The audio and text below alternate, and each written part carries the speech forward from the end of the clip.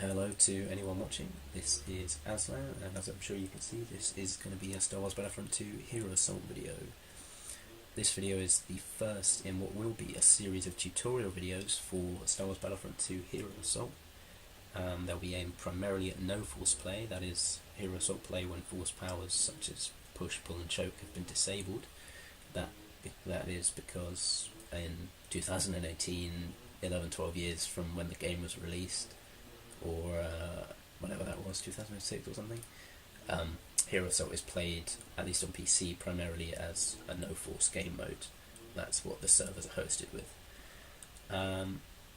It's going to be aimed at newer players, mostly, because if you're a newer player trying to learn this game mode, or have just come into a pub server and are starting to realise, hang on a minute, certain players are getting all these kills and all of the rest of us don't seem to be doing too hot, there must be something more to the game, and then you go and check online, there's just such a lack of any kind of resource to learn. The only real way to learn properly now is to have one of the more experienced players just spend hours with you in a server, which isn't easy to accommodate for. A lot of the stuff that is online is either hopelessly out of date or isn't primarily for no force. The only real exceptions to this are some of the individual character guides that you get, and they're really hard to find. So this tutorial series is going to be about supplementing that lack with up-to-date information on pretty much everything. I don't know how much we'll do on the gunner characters. This is going to be primarily aimed at Jedi, but we might be able to do some videos on sort of how gunners work out in terms of play in Hero Assault later on down the road. The tutorial series is going to be organised in sort of a progression kind of way, where the first few videos are going to be for players who are literally just come onto the scene and want to learn how to play the game, with later on videos coming later covering sort of mechanics that are a bit more obscure or are only really going to be useful when you have an understanding of the fundamentals. And so while the series is aimed for helping new players learn, there are probably going to be some videos further on down the road that even more experienced players will find interesting, just because it will be stuff laid out and fleshed out that hasn't really been fleshed out before. This first video, now that I'm done with the sort of introduction to it all, is going to be on camera, and how camera tilting and where you're looking is going to affect the hitboxes and ranges of your character's attacks. We're covering this first because some of the other videos in the near future that are going to be for the really new players, that stuff is going to rely on this. It shouldn't be too long, maybe 10 minutes or so, and it's probably not going to be something any of the more experienced players are going to find new, but it will be very helpful for anyone who is literally just wanting to learn the game mode from the off. I think the last thing to say is just that the audio quality on these is not going to be very good from my end. I have a very poorly made built-in laptop mic, and so I can only apologise for the atrocious quality of the audio.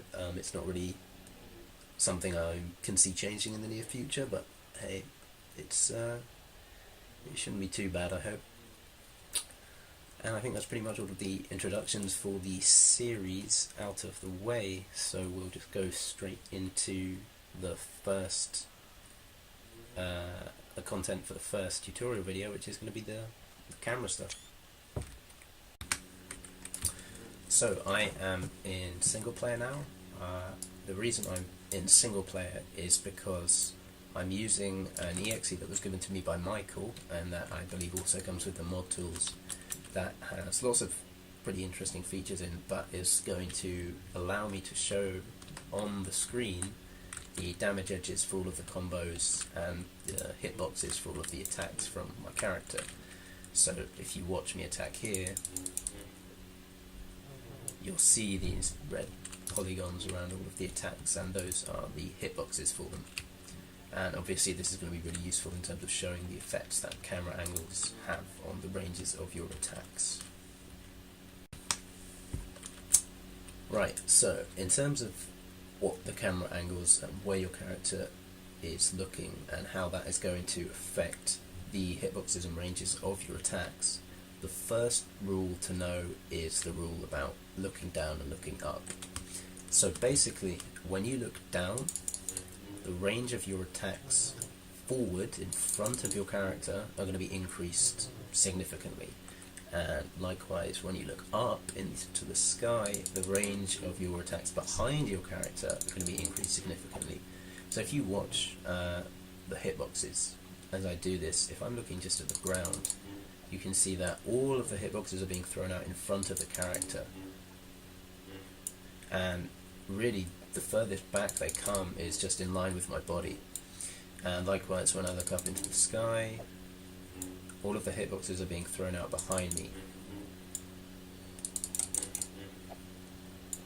And the furthest they're coming is, well, not even up to my body, maybe up to my body, but all of the range is now being put behind my character.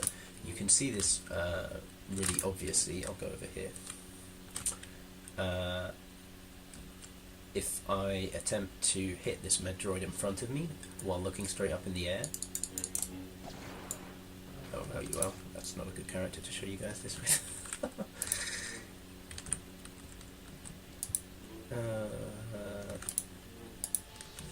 Let's do it with Anakin. Bloopers, by the way. But yeah, if you watch me trying to attack this Medroid in front of me here while looking up, you'll see it's not even going to be hit, even though my saber is clearly going through the droid. All of the range is being thrown behind me, and all of the hitboxes are being put out behind me. Likewise, if I do the opposite, so I try and hit it while it's behind me and look down at the ground, it's not going to get destroyed. All of the range is being thrown in front of my character, and only when I look upwards or just look straight on is it going to get destroyed behind me. So that's the main thing that you should know about using camera to affect the ranges. If there's nothing else you take away from this part of the video, then take away the whole, if you look down, your range forwards is extended, and if you look upwards, your range backwards is extended. The second point that I make here is that the rule I just went over is only going to apply to your combo attacks and your backslashes. Your sprint attacks and your aerials, it's not going to matter for. So I can try and show you this, say over here. If I combo down looking at the ground and then combo up, you can clearly see there's a really significant change in where the hitboxes for the attacks are being thrown out. If I was to sprint attack into this, you're seeing that the hitboxes are ending just around where the pillar is, going through slightly. If I now look up, it's exactly the same. They're still going through the pillar. There's pretty much no change. Looking down, looking up, and with aerials as well. Ending behind me, looking down. The end of the aerial attack is still ending behind me. And now looking up, it's also behind me.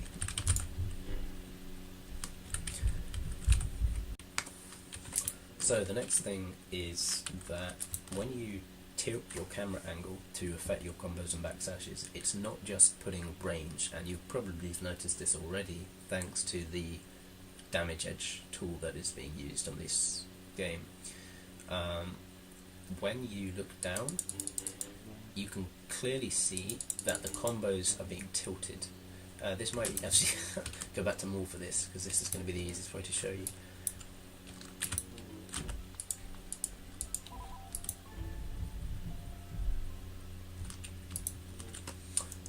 So with backslash, say, if I'm just looking straight ahead, parallel to the ground, my hitboxes are going to be thrown out across my body, parallel to the floor beneath me. Whereas if I look down, you'll see that it's the same hitbox, but it's being thrown at a 45-degree angle, basically where I'm looking. And likewise, if I look up, it's going to be thrown behind me. So you can see how when I'm looking up and throwing out a backslash, the hitbox is basically like a little roof coming from behind me over to my head. Whereas if I'm looking just forward, normally you're getting this sort of ring around me.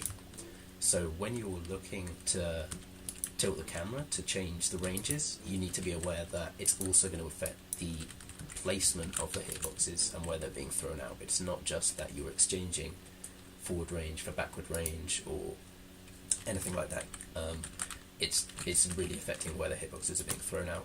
And this is only really obvious when you do use this kind of damage edge tool. It's a lot harder to perceive when you're playing in the game, but there will be times where maybe you've let someone slip up from the ground with a combo, or you've thrown it off because of the angle and one of the hitboxes hasn't connected properly or something like that, so it's just worth knowing about. The last thing that I'm just going to note is that a second effect of looking upwards when you do backslashes and combos is that these attacks are going to launch your opponents into the air. When you just look forward or down at the ground, it's not going to be the same. But when you look upwards, you will really launch opponents over your head. Launching is something of an art in terms of actually applying it to the game to win in a competitive sense. Most of the time when you're on pub servers or whatever, you'll just see people launching each other over buildings when they finish a kill just to make it look fancy, or maybe juggling someone around the map just by launching their body repeatedly over and over again. But it does have very practical uses for 1 versus 1. I won't be going into them this video just because it's not really relevant to the next video or the next couple of videos. I think I'll have to go into launching and when you should launch and when you shouldn't launch, and sort of determining how far you should launch in a video when I come to talk about finishing off opponents you've knocked to the ground. So that shouldn't be too long away. But in any case, I'm not really going to go into it that much more now. So that just about concludes everything I wanted to say in this video on camera angles and ranges and whatnot. The next video will be a joint effort by me and Will. It will probably be on no falling and tumbling and just how to avoid being tumbled in combat. The next video will probably be quite a lot longer than this one, just because that area of the game has so much nuance in it that it's going to be quite difficult and quite lengthy in terms of going over all of the rules and exceptions that apply. That will definitely be one to catch even if you're not new to the game, just because there's so much ambiguity, I think, around why I fell over in that situation and why I didn't fall over in this situation, etc.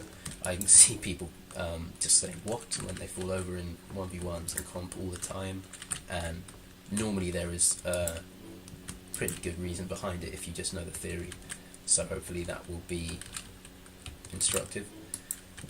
I hope this video has been helpful. I apologise again for the audio quality and the built-in laptop mic. It's not really on my priority to my priorities list to get a new mic anytime soon, so it's just gonna suck, but hey. And I have no idea how to close out a YouTube video, so I'm just gonna end it right here.